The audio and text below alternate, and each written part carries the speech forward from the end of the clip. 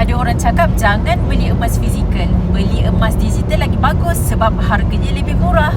Tapi sebenarnya itu hanyalah teori semata-mata. Dalam dunia simpanan emas sebenarnya ada 3 isu berhubung dengan emas digital. Newbie Gold Saver, tengok video ini sampai habis, save supaya ianya tak hilang. Mengapa saya sendiri tidak memilih untuk melabur dalam emas digital?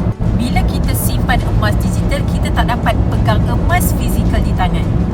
Jika akaun kita di-freeze oleh pihak berkuasa, semua akaun kewangan kita akan dibekukan.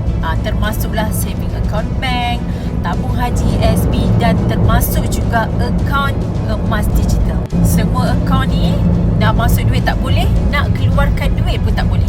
Yang kedua, jika pihak berkuasa atau pihak pengurusan syarikat emas digital ni sendiri tutup, apa yang terjadi dengan semua simpanan emas yang telah kita laburkan?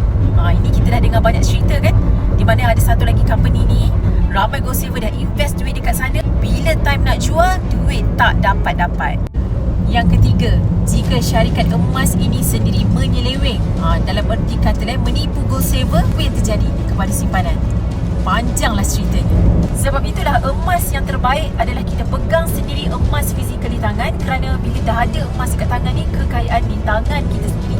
Kita nak jual, kita nak gunakan emas, kita boleh pajak ataupun kita boleh jual semula emas, bukan sahaja dekat Malaysia atau di mana-mana negara. Nak mulakan simpanan emas fizikal serendah RM100, boleh terus refer pin video saya ataupun klik link di profil. Saya akan beri bimbingan simpanan emas dengan